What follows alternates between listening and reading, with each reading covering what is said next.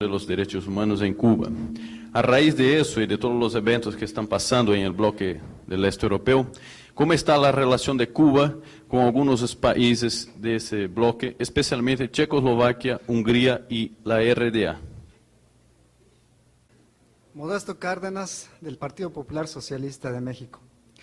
Compañero, en relación con el debate casi central que se ha observado aquí en casi todas partes del mundo sobre la crisis del sistema socialista, se utiliza un concepto en la que nosotros no estamos completamente de acuerdo. Se habla de un modelo, por ejemplo, se afirma que el modelo del socialismo que se construyó en la Unión Soviética está en crisis. Esto para nosotros es muy importante, porque hablar de un modelo significa implícitamente la posibilidad de elegir. Sí, si hay uno, debe haber otro, dos, tres opciones.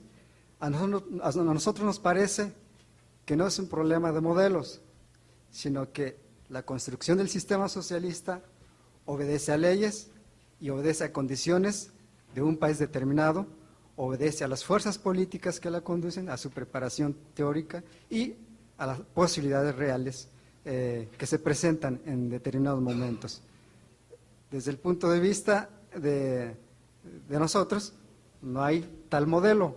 Es decir, la pregunta sería si le parece a usted que el concepto modelo es válido para analizar los procesos actuales y si se puede hablar de un modelo cubano que en este caso, usted mismo ha afirmado, no está en crisis. En cambio, sí, otros modelos están en crisis. Es decir, su opinión acerca de este concepto de modelo y en relación con la situación de Cuba.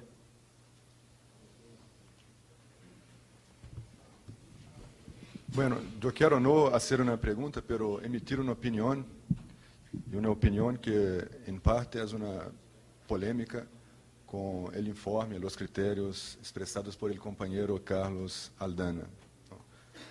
Quiero emitir una opinión para dejar bien clara mi visión sobre para intentar dejar bien clara mi visión sobre esta discusión tan importante para nosotros en Latinoamérica hoy, expresar una opinión en 4 puntos.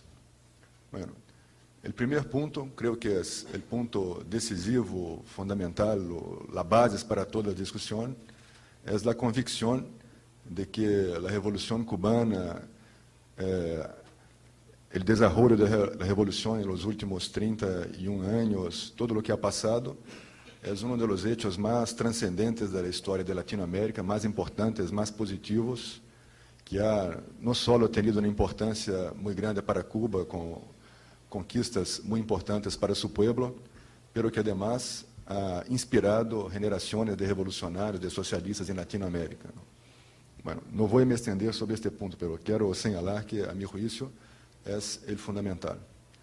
Bueno, un segundo punto es decir que, a pesar de esto, yo creo que nosotros debemos decir, ya lo podríamos haber dicho hace tiempo, pero hoy, en esta coyuntura internacional precisamente, podemos decirlo con más razón, que hay una debilidad, o hay debilidades muy importantes en la revolución cubana, en las instituciones que ha creado, en el Estado, en el sistema político económico que ha creado, que son debilidades que hay que enfrentar. Yo me refiero sobre todo a la concepción de democracia. Yo no creo, no estoy entre los que piensan que no hay democracia en Cuba. No es esa mi opinión. Yo comparto en parte las evaluaciones que ha hecho el compañero Carlos Aldana sobre la importancia de la democracia a partir del poder popular, de la posibilidad de que la gente en asambleas indiquen candidatos que tienen participación, que no son solo de partido, y muchas otras cosas que se podían decir. Pero yo creo que hay una limitación, que es una limitación importante, si no hay una posibilidad legal, efectiva, real, de que se organice uma oposição. Eu não quero entrar aqui na discussão de se há ou não há espaço para um partido pró-imperialista em Cuba, se seria correto ou não correto a existência do direito de tal partido hoje. Pero eu quero falar simplesmente de uma maneira mais general. Eu creio que em qualquer país há a possibilidade de que se forme uma oposição, que não seja uma oposição pró-imperialista, pró-Estados Unidos. Aqui, nesta reunião, hemos ouído muitos companheiros que han expressado opiniões, como o companheiro ha dicho, de algumas concordamos, de outras não, que poderiam organizar correntes com posições distintas das posições do Partido Comunista Cubano. Eu creio que não é suficiente dizer que para as correntes de esquerda há lugar no Partido Comunista Cubano. Isso é muito bueno. Eu creio que é uma afirmação muito importante que ha hecho o companheiro Carlos Aldana. Mas não é suficiente porque creio que é necessário que exista o direito efetivo para que quienes não tenham essa pretensão de ser uma corrente do Partido Comunista Cubano puedan organizar uma outra corrente. Eu creio que é importante que em eleições, por exemplo, não todos os candidatos tenham que ser do partido, podem ser apresentados de uma maneira livre e aberta. Pero isto, se não se acompanha de uma possibilidade real de organizar uma proposta política alternativa, e não só a nível de uma assembleia local, pero a nível do conjunto do país, é uma limitação. Isso é uma limitação maior se hacemos a avaliação que eu, por exemplo, hago por lo que conozco, que em Cuba, por exemplo, há uma prensa muito limitada. Não há uma prensa de oposição, por exemplo, que pode expressar opiniões de oposição. Bueno, não vou desenvolver mais este tema, mas quero insistir nesta opinião. Eu creio que já não somente hoje, mas sobretudo nesta conjuntura hoje, esta concepção de democracia que eu creio, não digo que não seja democrática, mas eu digo que tem uma limitação, é uma concepção que representa uma debilidade. Todos sabemos que o imperialismo é cínico, todos sabemos que as declarações de Bush, por exemplo, são cínicas, mas se há, entre outras razões, uma pequena base de credibilidade para o que disse, por exemplo, quando disse que no mundo, nas Américas, para todos os lados avança a democracia, excepto em Cuba, a pequena base está justamente em que há essas limitações. Eu creio que representa uma debilidade, não são uma força, não são uma questão que ajuda a um enfrentamento mais forte do imperialismo, dos inimigos da revolução, mas são uma debilidade. Desde logo, tenho claro que Bush quer mal a Cuba, não porque não tenha mais democracia, mas porque sigue sendo socialista. Não estou falando da sinceridade de sua opinião, mas eu digo que há uma pequena base para que se apoie justamente nessa debilidade. Bueno, o terceiro ponto que eu quero plantear esta opinião, que submeto à discussão dos companheiros, é que há que dizer se, e nisto comparto totalmente o que ha dito o companheiro Carlos Aldana, de que a situação em Cuba é muito diferente da situação que existia em outros países do chamado campo socialista do leste europeu.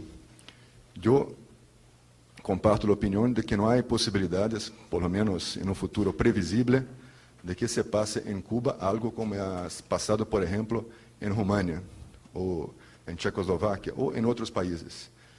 Porque não podemos evaluar que a situação é mais ou menos cercana, mais ou menos a mesma, a partir solamente do critério que nesses países havia sistema de partido único, ou de um partido que dirigia o Estado solo, e em Cuba também. Essa é uma questão, mas há outras mais importantes que esta. E eu creio que o ponto é justamente que em Cuba, segundo minha opinião, segundo as informações que tenho, as avaliações que pode ser, não se ha formado uma casta privilegiada para defender interesses próprios, apartada do povo, oposta ao povo, como se ha formado em Rumânia, em Tchecoslováquia, o que estuvo em la base das revoluções que se han hecho nesses países em contra destas castas sociais. Essa é a diferença essencial. a similitud formal do sistema político, a meu juízo, encobre uma diferença essencial da natureza da direção política, do Estado, das relações com as massas e estes pontos. Bueno, é justamente por ter a convicção desta diferença que eu quero passar ao quarto ponto. E eu creio que nós, socialistas, revolucionários latino-americanos, temos o direito de esperar que a direção do Partido Comunista Cubano, que já ha hecho, como eu he afirmado, quero repetir, as contribuições mais transcendentales para a luta por el socialismo, por la democracia, por la liberação em Latinoamérica, haga algo mais. E algo mais é justamente tomar a iniciativa de fazer cambio em estas questões. Eu he oído com muito interesse as questões que ha apuntado o companheiro Carlos Aldana. Eu creio que há muita coisa excelente nisso, pero creio que é necessário algo mais que ligue a este ponto de criar as condições legais e efetivas para a possibilidade de que exista uma oposição, que se forme uma oposição política. Depois se pode discutir a amplitude que se dará a essa oposição, se poderia ter propostas pró-americanas ou não, mas, em primeiro lugar, uma oposição com uma possibilidade legal e efetiva de disputar o governo. Eu não comparto a opinião que tem incluso muitos companheiros de nosso partido, de que seria correto fazer chamado a eleições diretas, por exemplo, em Cuba. Isso eu creio que seria erro, porque não cabe a nós fazer o pré-julgamento, fazer o juízo prévio de qual é a melhor forma para a democracia em Cuba. Eu creio que a forma para a democracia em Cuba há que ser encontrada por los companheiros cubanos, por el pueblo cubano, por el partido, por las fuerzas de izquierda en Cuba. Entonces, no se trata de hacer un llamado a elecciones directas. No creo que haya una forma básica de democracia semejante a las que existen en Brasil y otros países que se pueda citar como ejemplo para Cuba, de ninguna manera. Pero yo creo que es perfectamente posible que a partir de las estructuras del poder popular, a partir de los vínculos que la dirección que el partido tiene con las masas, a partir de esta criticidad que se está desarrollando en las masas con esta discusión, con la rectificación que se ha mencionado, hay la posibilidad de crear un sistema nuevo, mucho más democrático de lo que existe en otros países de Latinoamérica, por supuesto, y que sea un paso adelante en el sentido de la profundización de la revolución cubana y de la construcción del socialismo, que signifique uma participação aún mais efetiva, mais direta das massas, do povo, na direção do Estado, do governo, etc. Eu creio que se os companheiros cubanos fazem uma iniciativa neste sentido, isso teria um enorme impacto em Latinoamérica. E seria, a meu juízo, essa é a opinião que quero deixar, quizás a melhor maneira, neste momento, de reforçar a revolução, de fazer frente à campanha que faz o imperialismo, que fazem os burgueses, os capitalistas, de derrotar a esta campanha que tem como objetivo aislar a Revolução Cubana, aislar o socialismo cubano e derrotá-lo. Bueno. Mina Feliciángel del PT paraguayo. Obviamente, no sé si todos saben que hasta hoy día los cubanos no pueden entrar a mi país. Están prohibidos, no le dejan. Entonces es la primera vez que tengo la posibilidad de preguntarle a un cubano de carne y hueso algunas inquietudes. Yo concretamente quería hacer una preguntita, que es, ¿cómo creen ustedes? ¿Cuál es la...?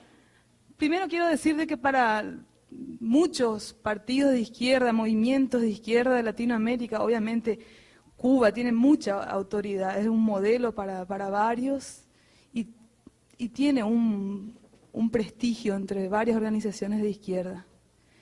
Entonces, un poco la política exterior que tenga Cuba, la política de Cuba tiene mucho que ver, influencia mucho en la izquierda latinoamericana en general, no sé en las otras. Pero entonces me interesa saber qué dice Cuba, cuál es la mejor forma de defender esa revolución cubana para los cubanos. El compañero había dicho haciendo más socialismo, pero haciendo más socialismo, tengo entendido que dijo haciendo más socialismo en Cuba. Yo pregunto si también la mejor forma de defender la revolución cubana no es impulsando y apoyando a que se hagan revoluciones socialistas en América Latina, obviamente respetando las peculiaridades de cada lugar, etcétera.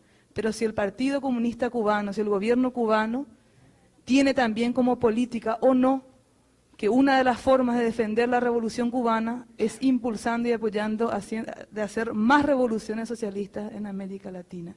Y concretamente, quería preguntar también, en ese sentido, ¿qué piensan de lo que pasó en Nicaragua? Así como Cuba, creo yo, y ustedes en alguna forma lo han dicho, una de las formas por cual se mantuvo es porque tomaron medidas socialistas y piensan profundizar el socialismo en Cuba. A ver si en Nicaragua, tal vez, ese no haya sido, digamos, uno de los errores, entre comillas, ¿verdad?, de que en vez de aplicar medidas socialistas, en ciertas medidas aplicaron medidas del Fondo Monetario Internacional. El compañero de Uruguay, los tres compañeros que han pedido. Sí, muy brevemente. Yo quería señalar primero que en el caso de nuestro partido, el Partido Socialista de Uruguay, el análisis de la situación cubana es un tema de gran importancia, evidentemente no solamente para nosotros. En estos días se estaba realizando, o comenzaba a partir del 5, una reunión del secretariado de la Coordinadora Socialista Latinoamericana en Cuba, donde se esperaba tener una reunión conjunta con Fidel y Carlos Rafael para analizar todos estos temas. En ese sentido, nuestro análisis de la situación es bastante similar al que hacía el compañero João Machado del PT brasilero. Entendemos que hay una serie de elementos que son realmente nuestra preocupación, pero entendemos también que se deben redoblar todos los esfuerzos por una solidaridad irrestricta con el Partido Comunista Cubano, con la situación del pueblo cubano, y que no hay derecho a exigirles ningún tipo de modificaciones o reformas en la medida en que no se modifique tampoco la brutal agresión a la cual están sometidos los compañeros. A la pregunta concreta que quería ir, es un elemento que me preocupa profundamente, va por el lado económico. Los compañeros deben ser conscientes que la situación de Cuba es un caso en más de los aspectos que fueron señalados. Yo creo que no hay lugar en Latinoamérica o en el tercer mundo en general para 10 o 100 Cubas, porque evidentemente la solidaridad que los compañeros han recibido y que han señalado no podría ser llevada adelante para 10 o 100 países en condiciones similares que Cuba. Eso es un elemento realmente preocupante.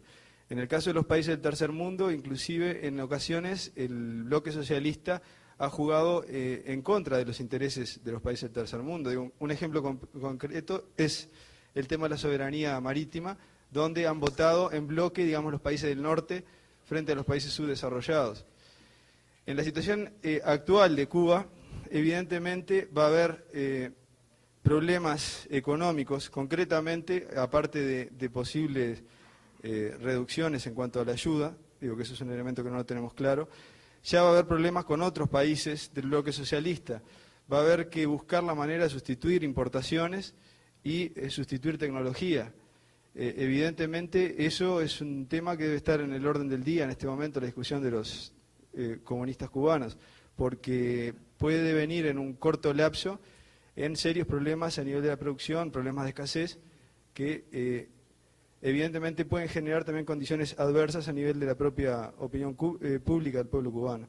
Mi pregunta va dirigida específicamente a eso, el tema económico, la situación en ese aspecto, cómo la ven y cómo está encarada buscar la solución, una mayor diversificación en cuanto al comercio y las posibilidades que ven. El compañero de Ecuador. El asunto más importante que debería quizá explicitarse un poco más es el asunto del poder popular. Desde el punto de vista nuestro, de alguna manera conocemos, hemos comprendido cuál es la organización del poder popular en Cuba.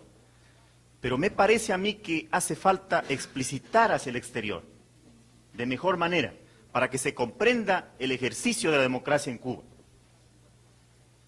Yo quisiera más bien hacer una averiguación desde el punto de vista de que las rectificaciones que se están haciendo y se están logrando en Cuba, y como aquí ya se señaló, tiene que ver con el asunto de la revisión del poder popular, de la organización, de la estructura del poder popular, en qué sentido podría lograrse una mejor explicitación y una comprensión tanto de las masas en Cuba como de la opinión pública exterior. Primero, si es que el Partido Comunista Cubano históricamente surge como un frente político, es posible mantener dentro del Partido Comunista Cubano las tendencias o discusiones que puedan apartarse de una línea central propuesta, por ejemplo, en un congreso o en la actividad política normal y cotidiana. Y una pregunta de carácter ya desde el punto de vista económico. Es evidente que Cuba estuvo inmersa en la influencia del modelo económico soviético. ¿Cuáles han sido las repercusiones para el desarrollo de la economía en Cuba?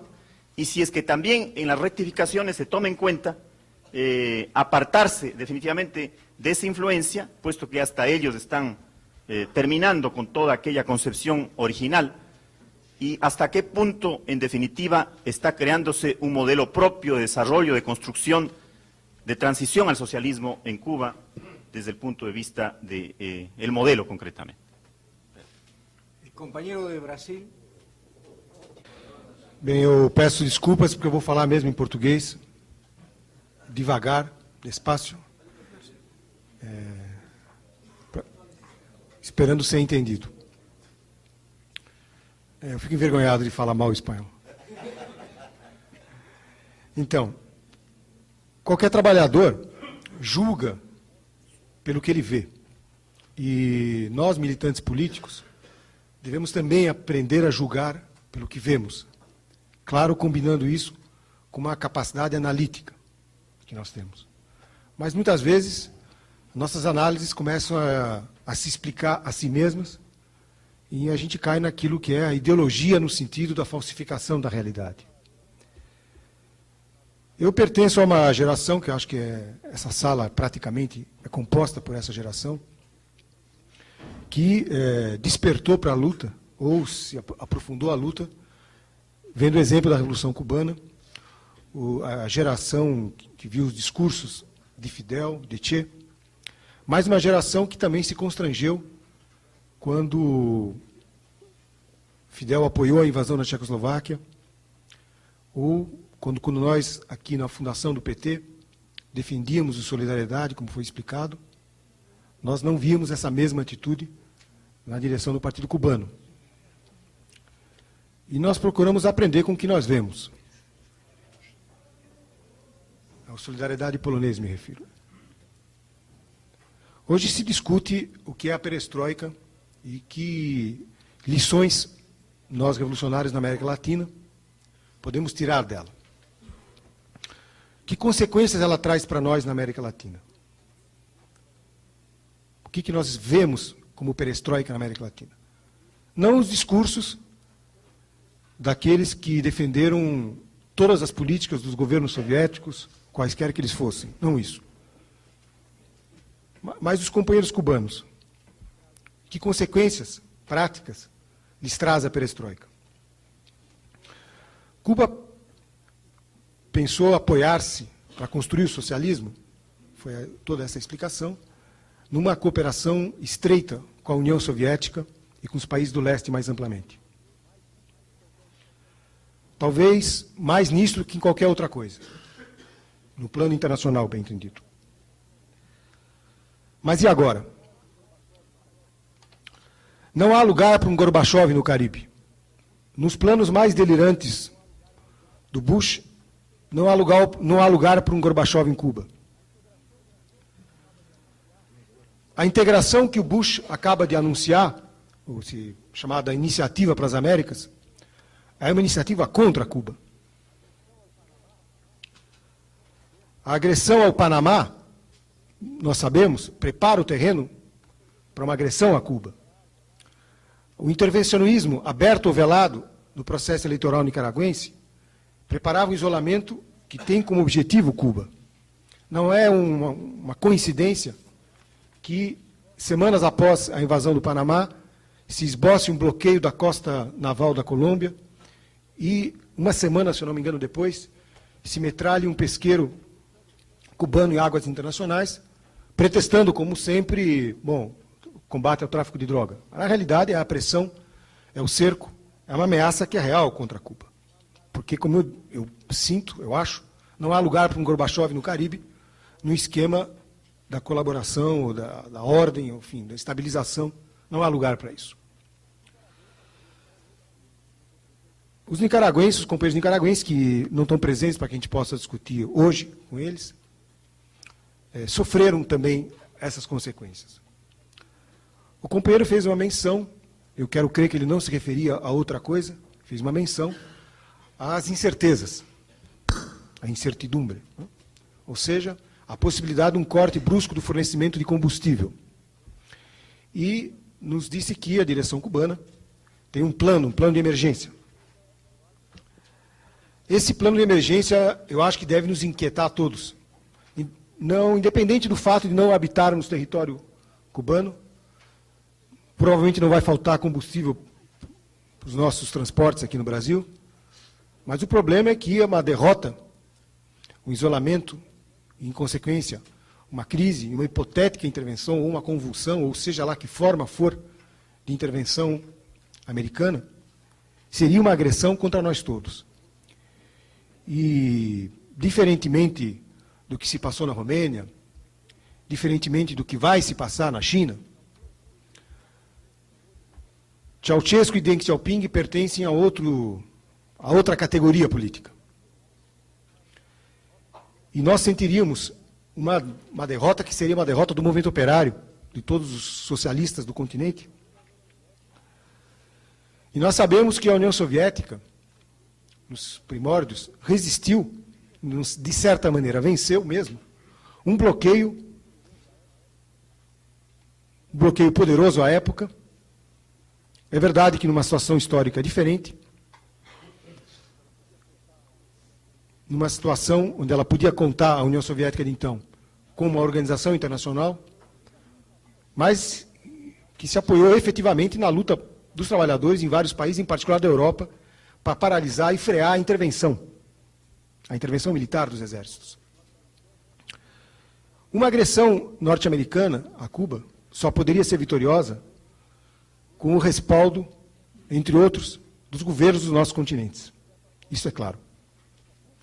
Como, de certa forma, só pôde ser vitoriosa no Panamá pela reação completamente hipócrita dos governos da América Latina, que alguns condenaram em palavras, mas que ninguém moveu uma palha que fosse. Então, para ir concluindo, e para procurar compreender pelo que eu posso ver, por aquilo que todos nós podemos ver, uma vez que somos obrigados a concordar pelo testemunho dos companheiros que vêm de Cuba a respeito das condições de saúde, de educação e outras, mas no que tange aquilo que nós podemos ver e aquilo que nós podemos fazer. Não seria o caso, na conjuntura internacional que evolui, não seria o caso, então, de uma ação continental comum dos povos da América Latina? Não seria o caso de sairmos dos discursos que condenam a invasão do Panamá, mas que são incapazes, impotentes ou incompetentes para promover verdadeiras manifestações populares contra essa intervenção no Panamá? Não seria o momento de uma reunião ampla e representativa como essa encarar essa responsabilidade, inclusive para a defesa da Revolução Cubana, como aquilo que nós podemos fazer pela defesa de Cuba?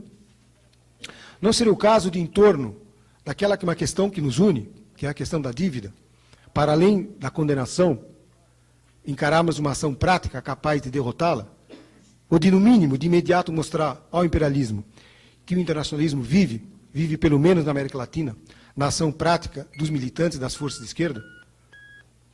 Eu penso que sim. E essa é a minha contribuição. Bueno, primero, voy a tratar de ser muy breve. Creo que yo por lo menos no tengo la pretensión de decirle a los compañeros cubanos qué es lo que tienen que hacer. Entonces yo voy a dar una opinión personal y de mi partido de lo que creo son discrepancias que tenemos con el punto de vista de los compañeros, sin que eso quiera decir forzosamente que yo creo que esa es la única posibilidad. Ellos verán si lo toman en cuenta o no, pero es una opinión. No creo en esta línea de profesores rojos que vienen a decir qué es lo que tienen que hacer, ¿no? No creo en eso. Bueno, en primer lugar, creo que hay una tentación de algunos sectores en la izquierda latinoamericana de decir, la cosa es muy simple, sumemos la democracia nicaragüense a la economía cubana, ¿no? Es decir, hay que llevar la democracia de Nicaragua a Cuba y la economía cubana a Nicaragua, para que en una no se aplique la política del Fondo Monetario Internacional y para que en la otra haya elecciones libres. Sin embargo, la cosa es un poco más compleja. El padre de Escoto ha dicho que las elecciones en Nicaragua no fueron libres, y tiene razón, no fueron libres las elecciones en Nicaragua. Dice el padre de Escoto que esas elecciones fueron hechas con una pistola en la cabeza, en la sien. Y tiene razón, los sandinistas tuvieron que hacer esas elecciones. No les quedó más remedio que hacer esas elecciones, pero no son esas las elecciones democráticas, libres, porque esas elecciones fueron elecciones hechas bajo las reglas del capital. Fueron hechas en base al dinero. Los millones de dólares que aprobó Bush para entregar a la contra, a Violeta Chamorro, etc.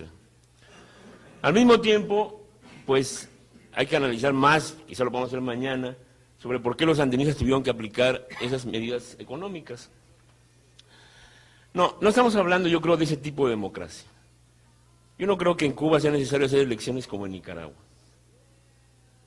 Porque primero no hay una contra en Cuba. No hay un ejército mercenario dentro de Cuba. No hay una burguesía adentro de Cuba.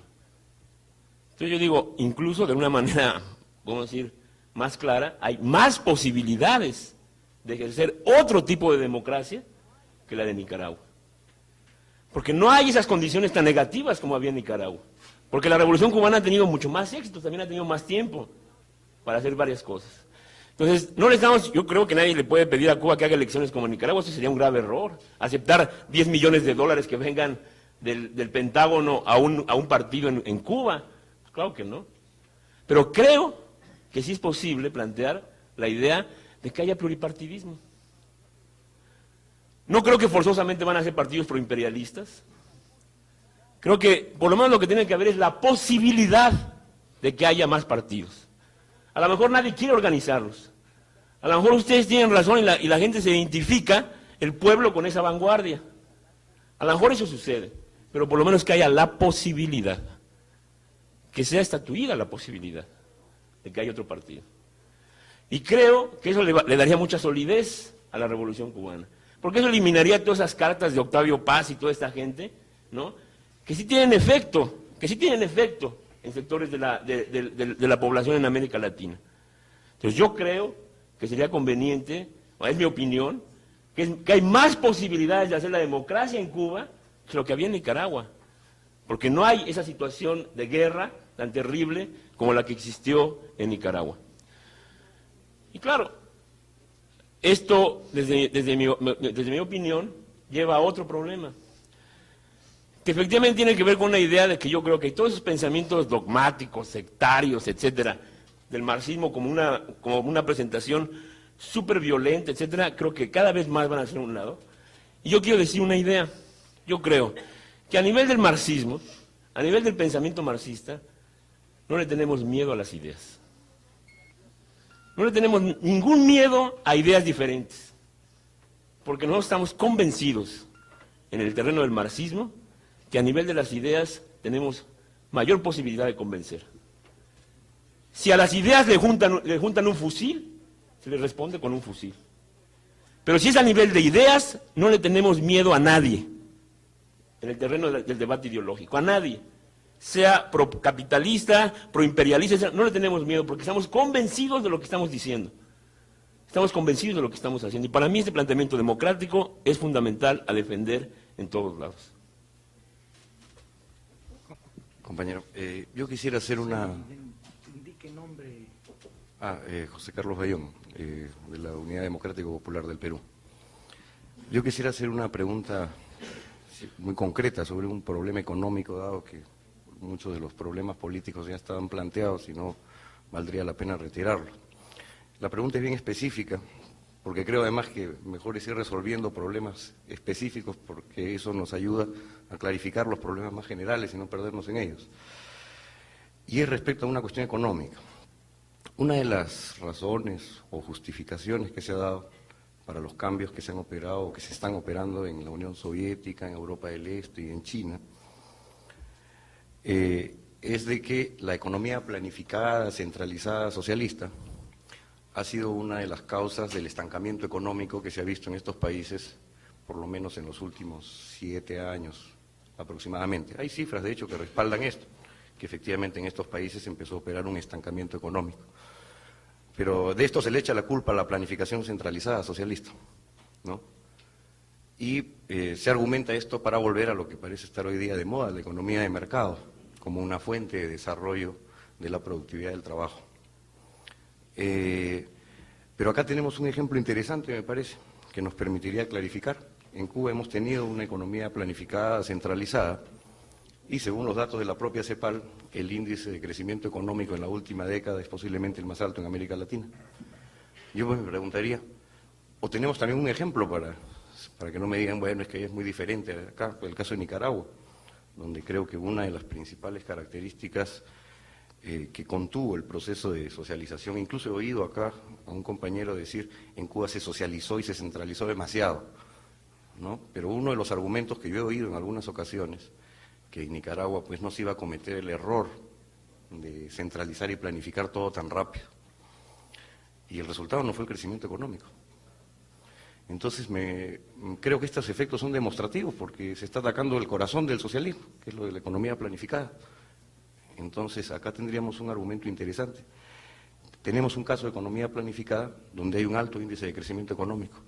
¿Cuáles serían las diferencias? Me interesaría ver. Quiere decir que en el campo también de la planificación centralizada hay diferencias que conducen a distintos resultados, ¿no? Entonces me gustaría que el compañero pudiera aclarar ese aspecto porque sus implicancias políticas son muy grandes. El compañero. Vou falar em português, apesar de ter vivido em Cuba 5 anos. Não aprendi o suficiente o espanhol. Em primeiro lugar, eu queria fazer uma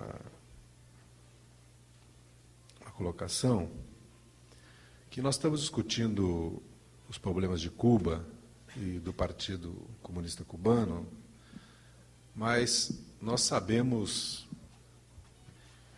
na nossa própria militância e na construção dos nossos partidos e na luta dos nossos países, os erros, as dificuldades e como nós temos, geralmente, dentro dos nossos partidos, uma imensa dificuldade de encarar nossas próprias debilidades, erros e insuficiências e de enxergar a realidade da luta política e social de nossos países.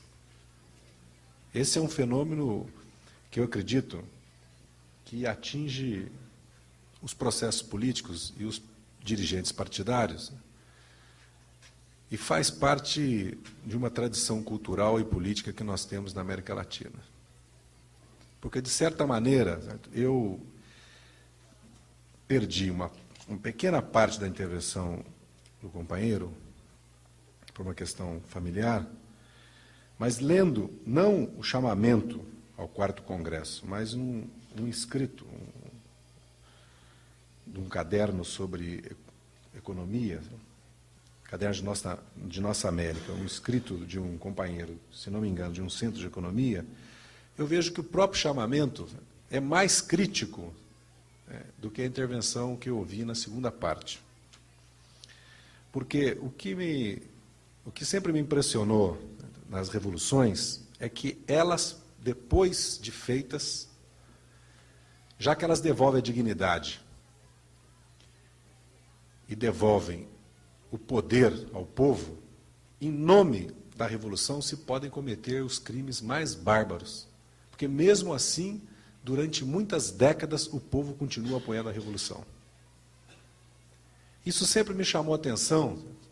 E se nós analisarmos o que aconteceu na Europa Oriental, nós podemos dizer, Não, mas não tinha apoio popular. Não tinha apoio dos setores mais avançados, politizados, intelectualizados daquelas sociedades. Tinha apoio. Não, mas era a corrupção, era o poder, era o Estado. Não, não era só isso. É que aqueles processos, ainda que não fossem revoluções sociais, como na Polônia ou na RDA,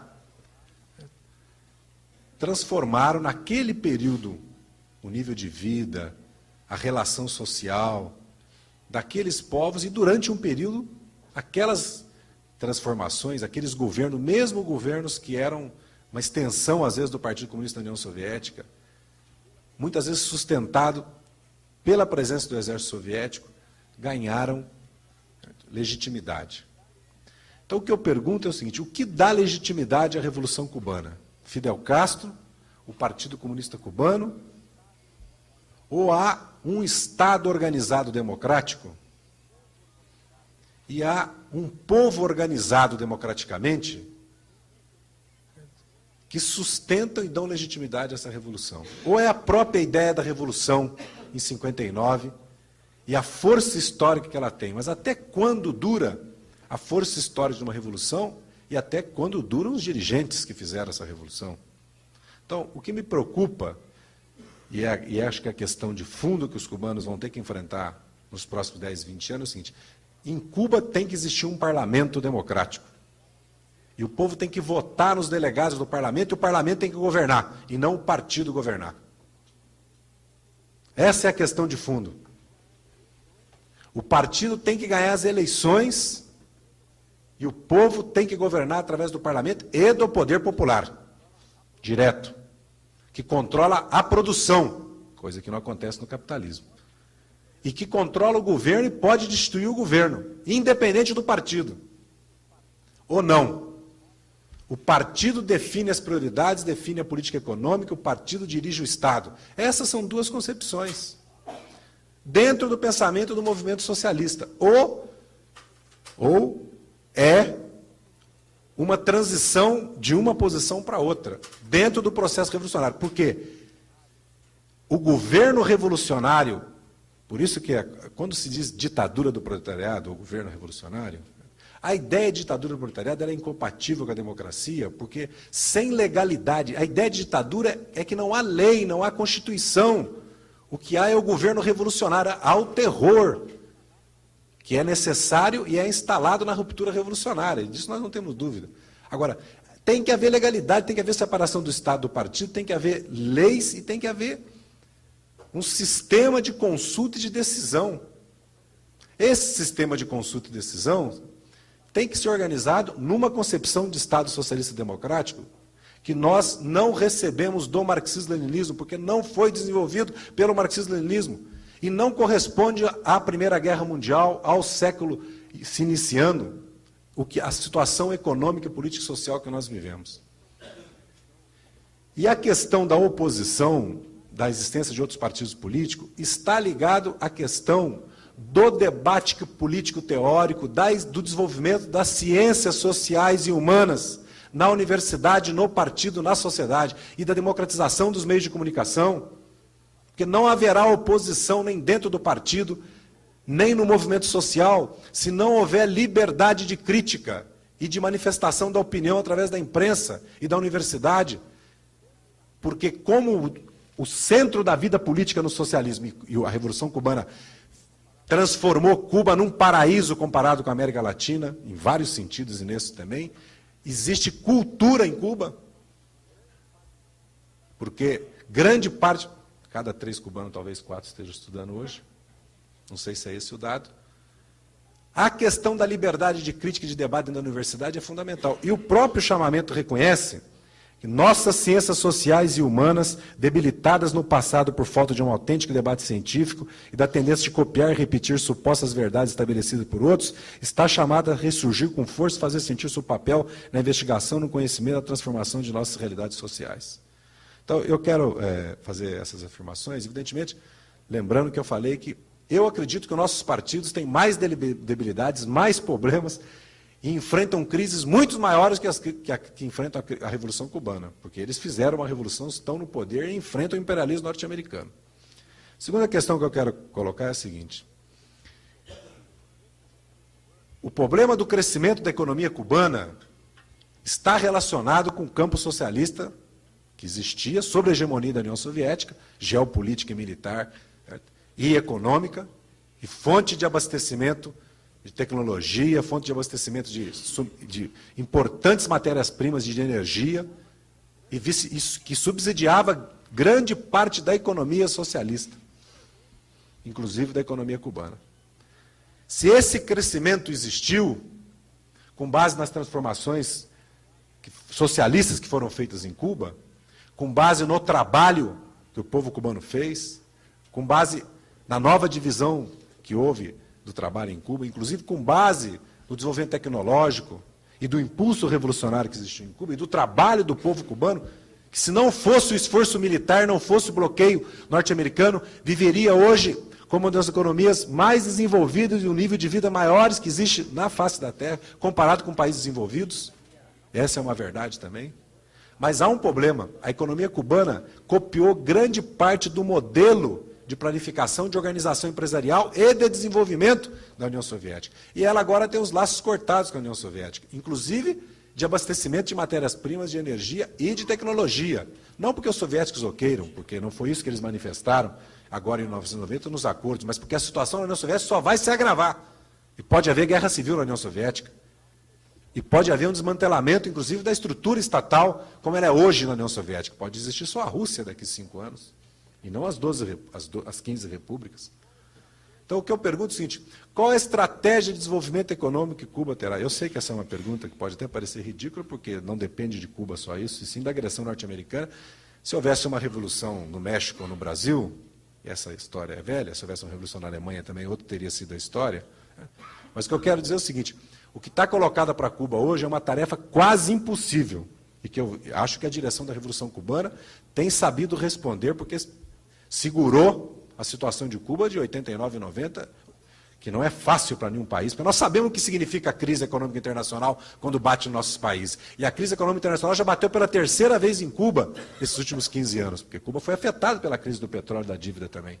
E é a 3ª vez. Então, há uma questão colocada para Cuba agora, que é a questão de uma nova forma de crescimento econômico e uma nova estratégia de inserção no mercado internacional, que depende, na minha avaliação, de uma nova concepção de Estado, de partido e de democracia. Esse é um sentimento sincero que eu tenho. Eu vivo angustiado tanto pelo Brasil, pelo PT, como por Cuba e pelo Partido Comunista Cubano, porque me sinto, talvez eu sofra 2 vezes por isso, tá? Porque me sinto tão cubano como brasileiro, sabe? Porque vivi anos em Cuba e tenho laços afetivos com a direção do Partido Comunista Cubano e com o povo de Cuba, certo? Mas eu tenho que dizer isso com a maior sinceridade, porque é o que eu sinto sobre a Revolução Cubana, certo? Que, evidentemente, como muitos brasileiros e muitos latino-americanos, nós jamais vacilaríamos em pegar em armas para defender a Revolução Cubana. Então, o que eu digo de coração.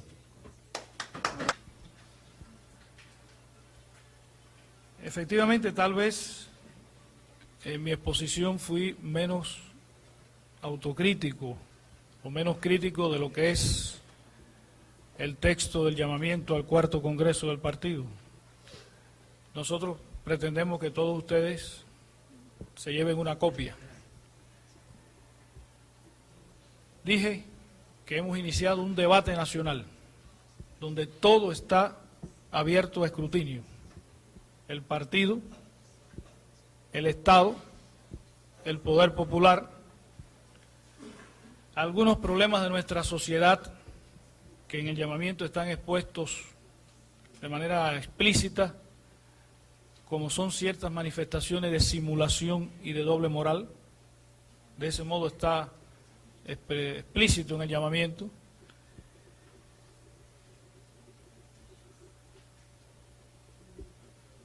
Y en ese mismo sentido, en ese mismo espíritu, hay algunas cuestiones planteadas por ustedes que están abiertas a discusión en Cuba, sobre las cuales incluso la dirección del partido no ha querido pronunciarse, no ha querido anticipar opiniones. Nuestra idea es efectuar una gran consulta popular que desde luego tiene distintos niveles. Cuando se produce entre especialistas, entre técnicos, entre economistas, entre profesores, entre científicos, investigadores, cuando se produce entre colectivos obreros avanzados, cuando se produce entre jóvenes, cuando se produce a escala popular en los barrios, pero de un modo u otro ha ido ya conformando en esta primera experiencia, en estas primeras semanas, una agenda que nosotros internamente en la dirección del partido llamamos la agenda del pueblo, que coincide con la nuestra en un 80%, diría, que suma algunos problemas que no habíamos contemplado y que a veces difiere de nosotros en las prioridades. Yo diría, por ejemplo, que para nosotros las prioridades son estratégicas, son aquellas cuestiones estratégicas, medulares, de las que depende nuestro destino. Pero para la gente más sencilla las prioridades son los problemas cotidianos. Y hallarle solución eficaz a los problemas cotidianos es una de las prioridades que aparece en esta agenda que surge de la discusión. Hemos orientado y organizado la discusión de tal manera que de cada reunión o reuniones, porque es posible que el llamamiento en un colectivo o en un grupo tome varios días discutirlo, el resultado de esa discusión llegue a nosotros, estableciendo aquello que fue acordado por mayoría, aquello que no fue acordado, es decir, que quedó en minoría, y lo que incluso no fue ni siquiera sometido a votación. Es decir, nosotros queremos saberlo todo. Tenemos la experiencia de que a veces puede lograr la mayoría un punto de vista erróneo. Puede quedarse en minoría un punto de vista justo. E incluso el más justo puede que ni siquiera sea considerado. Como esa es nuestra experiencia, la discusión la hemos organizado de esa manera, para disponer después de todo el pensamiento de nuestro pueblo, de nuestros cuadros, y a partir de eso tomar decisiones, orientar nuestros pasos, tal vez en algún caso modificar nuestras prioridades. Debo decir que como nosotros no estamos haciendo una encuesta sociológica, ni un ejercicio de laboratorio, ni un ensayo, sino que estamos estableciendo una consulta en relación con cuestiones vitales, muchas veces recibimos conceptos, criterios, propuestas que tomamos en cuenta de inmediato, que no tienen que esperar ni una evaluación, ni mucho menos el Congreso. Pero algunas cuestiones de fondo, algunas cuestiones medulares que requieren de mucha reflexión, sobre las cuales hay, como ustedes creo pueden comprender, a veces distintos puntos de vista entre nosotros, requieren de más tiempo y de más meditación. Por ejemplo, efectivamente la cuestión partido-Estado es una cuestión que está planteada y está en el llamamiento, por cuanto una tendencia que estimamos errónea es la tendencia de que el partido administre, suplante al Estado, suplante al gobierno, suplante al poder popular. Este es un fenómeno real que se da en nuestro país, que se da como consecuencia de la sensibilidad de los cuadros del partido frente a los problemas. Y cuando algo les parece que puede no salir bien, o que se está haciendo mal, o que puede peligrar el cumplimiento de un plan, de un objetivo, el partido interviene en el afán de que se cumpla lo que se ha considerado necesario, puedo estar hablando aquí, digamos, de una cosecha, y suplanta al Estado, suplanta al partido, suplanta, quiero decir, al poder popular. Esto como concepto, como práctica, nosotros lo tenemos claramente definido como erróneo. No en la división gobierno-trabajo político. Es decir, no en la noción de que unos gobiernan y otros dan conferencias. Nosotros somos un partido gobernante, un partido que asume la responsabilidad del proceso revolucionario en Cuba. Un partido que pretende dirigir ese proceso y dirigir la sociedad. Pero que esa dirección no tiene por qué ejercerse en nuestra comprensión de este problema de manera directa, inmediata, en todos los niveles. Y que esta dirección puede ejercerse con su orientación, con su política, con sus directrices, con su estrategia, que deben ser el resultado de un proceso democrático, en el caso nuestro, no ya dentro del partido, porque nosotros como gobernamos podemos hacer este proceso, un proceso de todo el pueblo, y es lo que estamos haciendo precisamente ahora en esta fase. Algunas cuestiones que aquí se han sugerido, que se han evocado, como son formas de propiedad, formas de gestión, están en discusión. Están en discusión. Hay muchas ideas, muchas opiniones. Antes de salir para este encuentro, tuve la ocasión de entregarle al compañero Fidel una especie de corte que hicimos de todo lo que se había recibido hasta ese momento. Nosotros tenemos esto en un programa de computadora para tratar de hacerlo de la manera más científica posible. Y dentro de ese listado había cosas que él más de una vez se sonrió leyéndolas. Porque como ustedes deben suponer, cuando se abre un proceso como este, aparece desde una idea genial hasta una idea completamente loca. Y todo eso forma parte de esa gran conciencia y opinión colectiva que se pone en movimiento, esa inteligencia colectiva que se pone en movimiento en una consulta como esta. A título personal, y agradecería no ser citado ahora en esto que voy a decir, nosotros podemos hablar de 3 momentos, 3 etapas de nuestro proceso que creo es importante tomar en cuenta. Una etapa hasta el 75, es decir, hasta el primer congreso del partido, en el cual, como ustedes conocen, el compañero Fidel hizo una autocrítica probablemente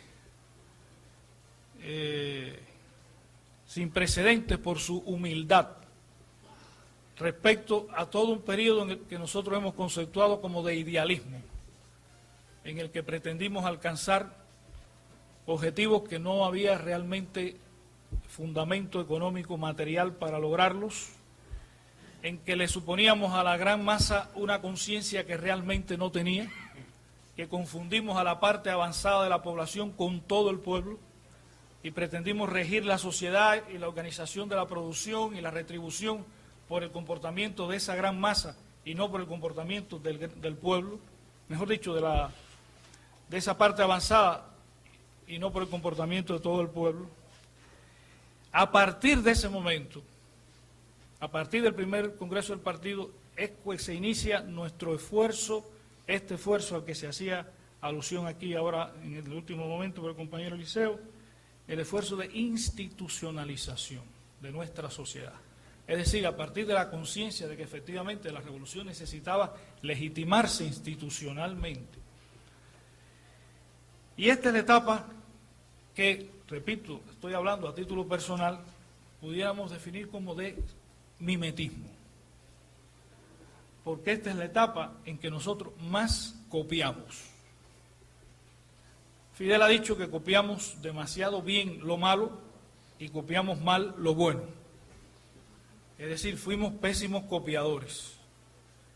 Claro, el que copia, como aquel que se fija cuando está haciendo un examen en lo que está haciendo otro, y después resulta que el otro estaba mal, no puede echarle la culpa al otro. Y yo debo decir aquí que a nosotros nadie nos obligó a copiar. Nadie absolutamente. Esa responsabilidad es nuestra. Y que copiamos de buena fe. Es decir, copiamos creyendo que estábamos asimilando la experiencia más avanzada, la mejor.